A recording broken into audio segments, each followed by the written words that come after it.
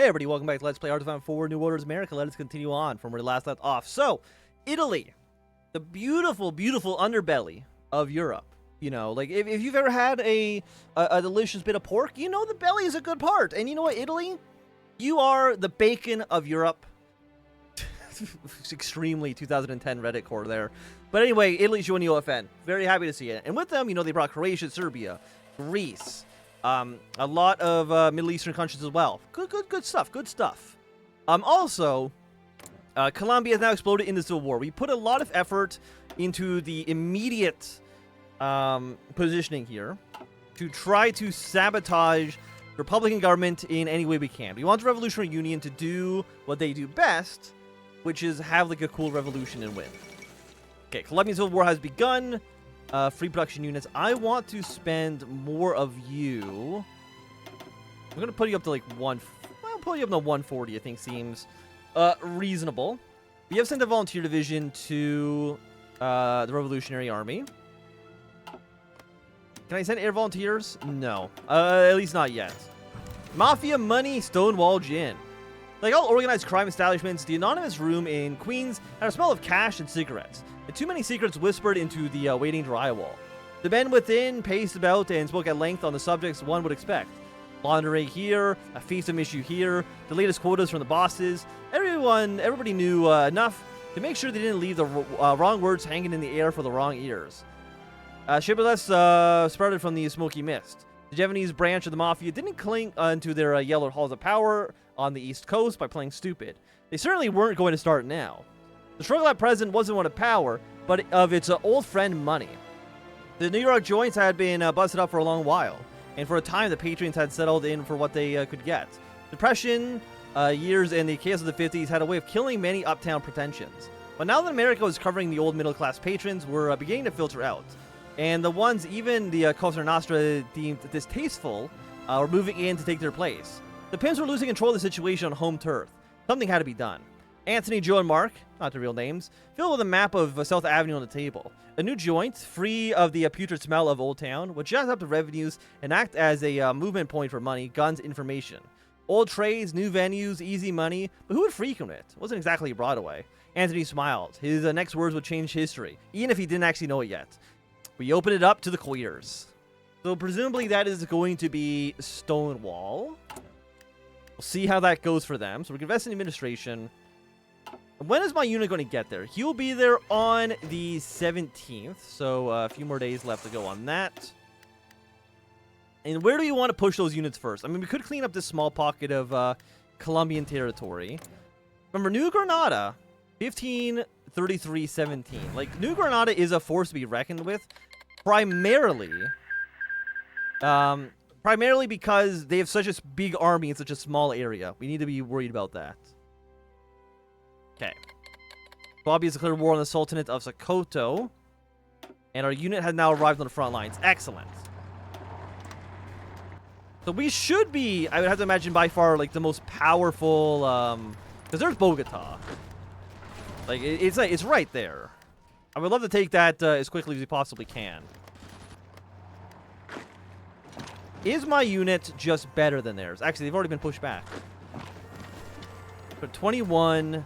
1,000, okay, 1,000 defense is pretty good. You'll be there in 8 hours. Okay, so they've taken Bogota. That is excellent.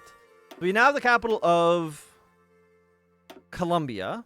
Colombian Revolutionary Government's already at 25%. God damn, I guess they lost one city, and they're like, you know what? What about I push you here? Minus 39. Maybe you're, like, not actually that good. We probably could have sent in someone maybe a little bit better, unfortunately. What about you guys down here? There might be Colombian troops in the south. I can't say for certain. Okay, let's go to Bogota. We should be pretty well positioned to defend ourselves. I'd have to imagine. For attention to military, community outreach. 84. Is there anything we want to do in Colombia? Recovery rate, sabotage New Granada. You know what? Yes, I do want to do that. New Granada does seem like a threat that I do not want to have to actually deal with. So you don't have any volunteers. You might get volunteers. Well, actually, you're in the Italian sphere. Like, this is kind of an interesting thing, right? Because you're pro-Italy, you're pro-Iberia, and you're pro-America. But funnily enough, all three of them might be pro-America in the long run anyway, because we are in the OFN. Italy's in the OFN. We'll probably say Iberia join the OFN as well. So all three of these countries are backed by pro-OFN nations, which is very funny. Open a door of opportunity. Even more liberal. Okay, that's see, now we're getting into kind of some issues. So many Americans spend their lives floundering in poverty, desperate for a better situation, but lacking the resources to make it happen. Too many. If we are able to lift them out of poverty, we need to be able to help them develop the skills and attributes to gainful employment. Training they otherwise would not be able to afford. The solution, Job Corps. The new program run by the Department of Labor aimed at providing young, low-income Americans with free vocational training to improve their quality of life by giving them the skills they need to better their social economic standing.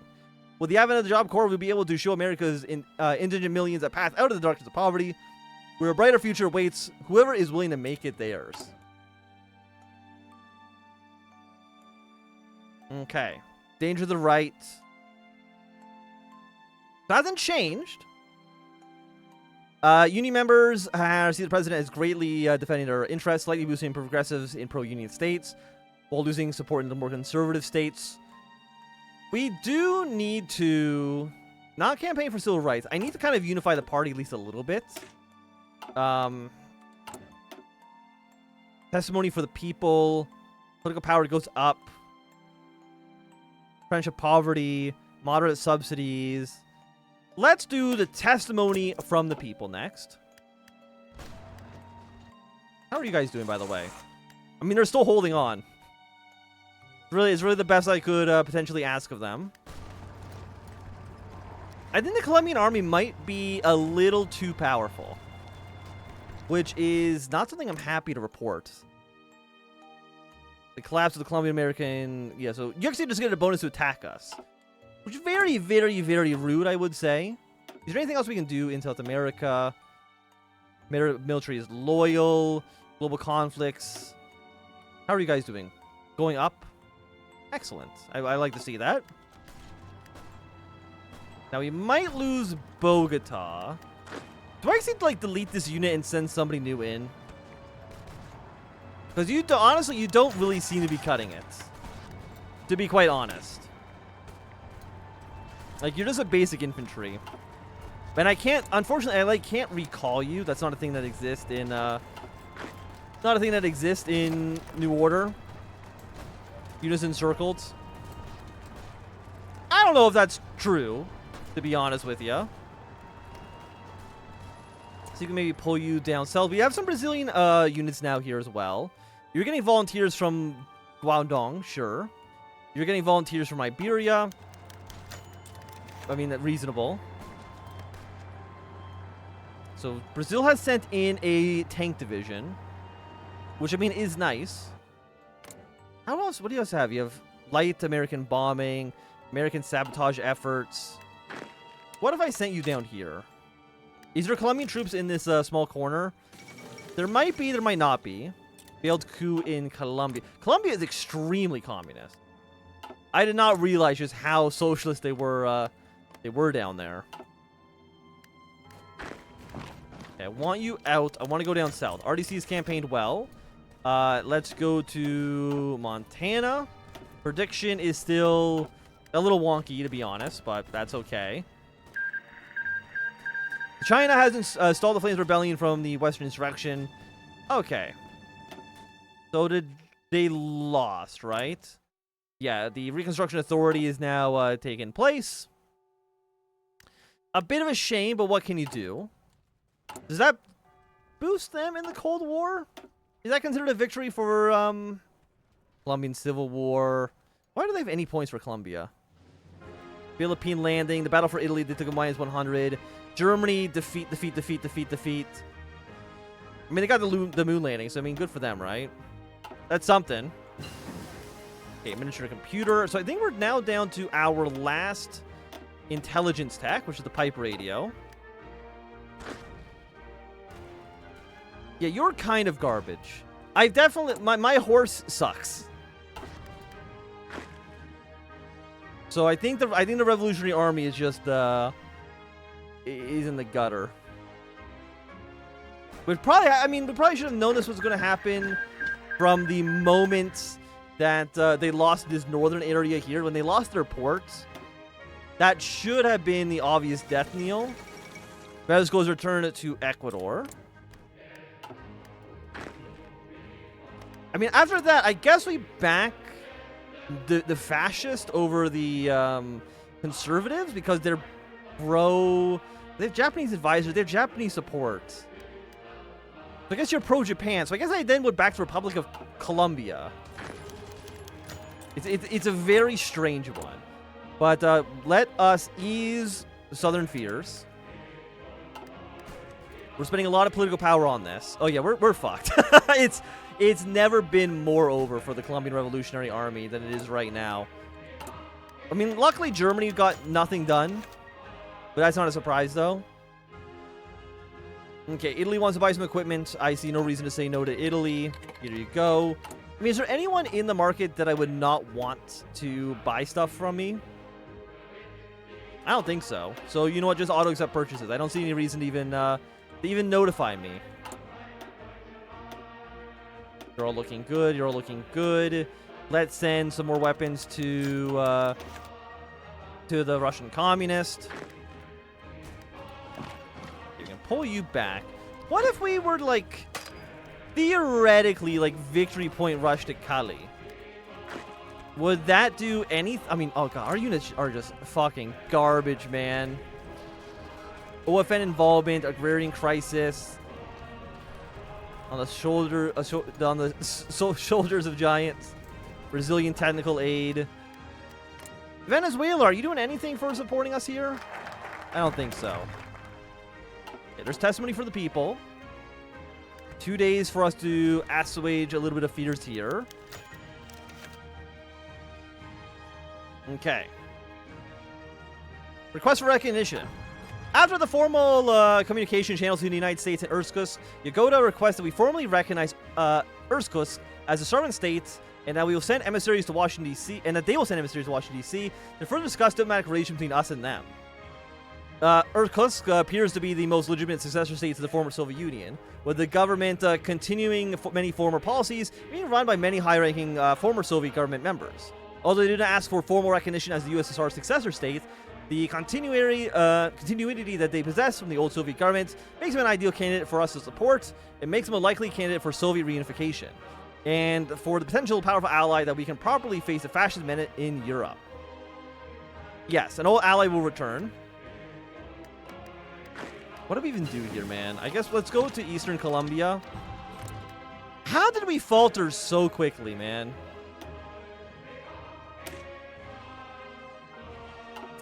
Like it was so fast. Let's go the power of the handshake. Okay, now we're back to suspicion, which is where I want to be. I'm fine if the right wing is suspicious of us. I don't want them to potentially want to do a little bit of a coup d'etat. That seems like it'll be pretty bad. Okay, Americans vote with their pocketbook. People are happy, so presumably that is going to very much bolster the NPP. The trench of poverty speech. Why isn't America stretching from the Atlantic Pacific with all the resources that owning most of the continent will provide, still has a class of people mired in absolute poverty? Why is it that in a nation that still makes many times more food than in the richest farmlands of the planet, still have people starving? Why is it that in a country with the grandest skyscrapers and all the land to build and grow communities, we still have tens of thousands of homeless people? Why is it in a nation with the best schools and hospitals that even our enemy leaders send their children to study in or to have their cancers cured, have literacy at all, or have millions dying in pain and misery?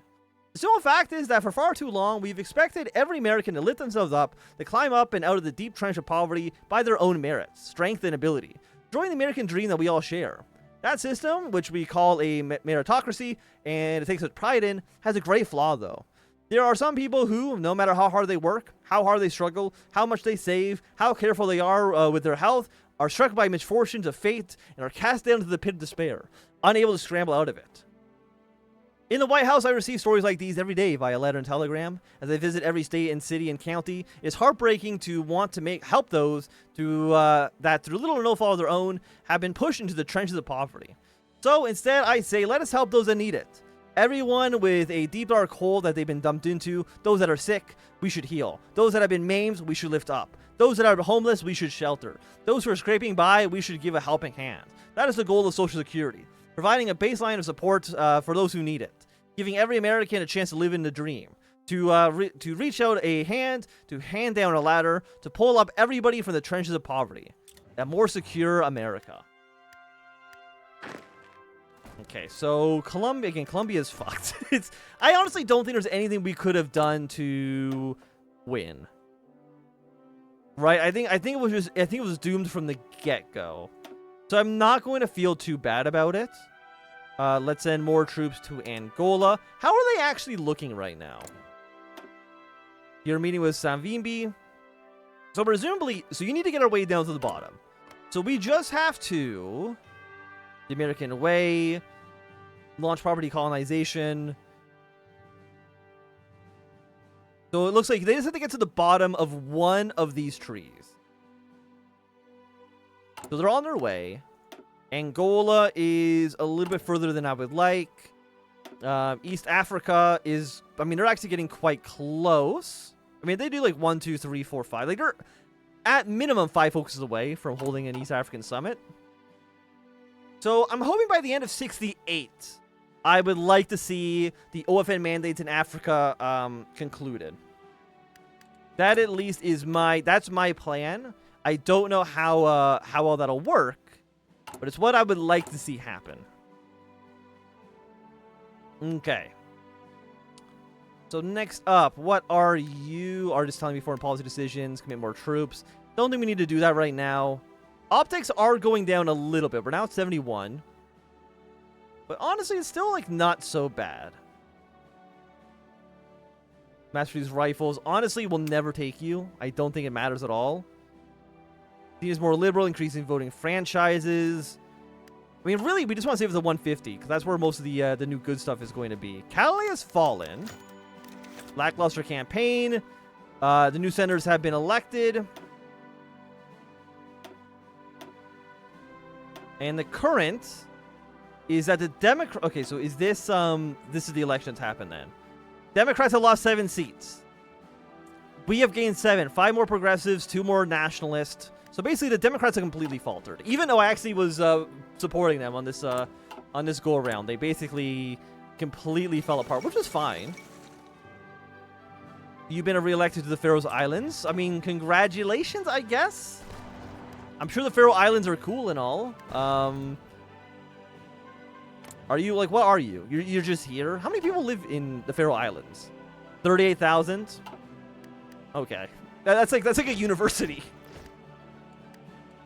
Unassigned divisions. You guys can go to this army. Congratulations.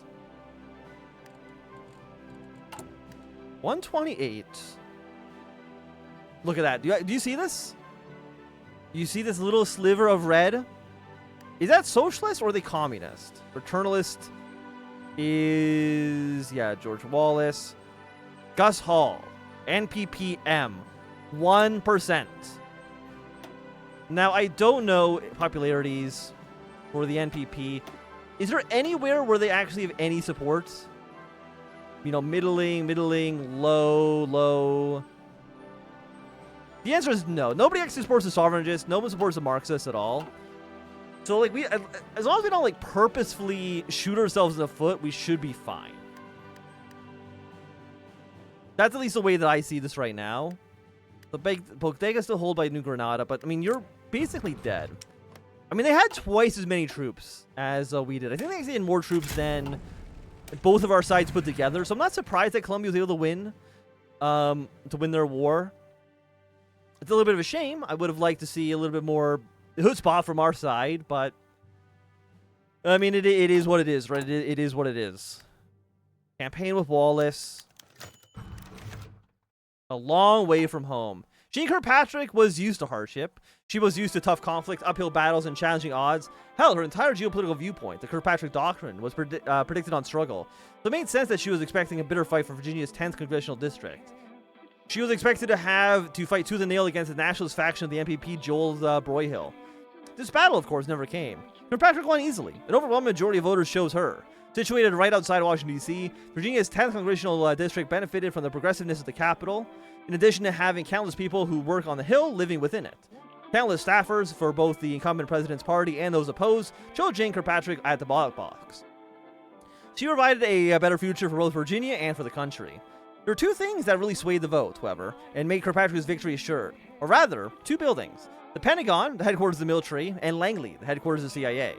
Members of both groups voted overwhelmingly for Kirkpatrick, seeing her values in line with their own. Her staunch hawkishness and committed to fighting fascism was something they admired, from the newest greenest age agent to the highest general. Jean Kirkpatrick, or rather Congresswoman Kirkpatrick, was elated, but not surprised. She had seen this as the only logical outcome. Although she had expected a harder fight, she was just where she wanted to be, or so she continued to move things forward on how she wanted them. She could rest on her laurels, or she could not rest on her laurels, not yet. Congresswoman Kirkpatrick had a million things to do. From meeting her colleagues to hiring employees, she had been planning for a very busy, and she was. One thing was for sure, she was no longer in Oklahoma. Okay, so what do I want to do? Talk with hardline supporters, become more divided, campaign with Wallace, become less liberal, but go a little more unified. Chat with Goldwater, fight against poverty. I mean, I do like to fight against poverty. You know what? Let's fight for the workers. We'll get that one going for now. But I will say, with the election concluded, it's going to be a good time for us to end this episode. So if you enjoyed, bring a thumbs up. Not enjoyed, you can always thumb down. You want to see more, subscribe, and goodbye.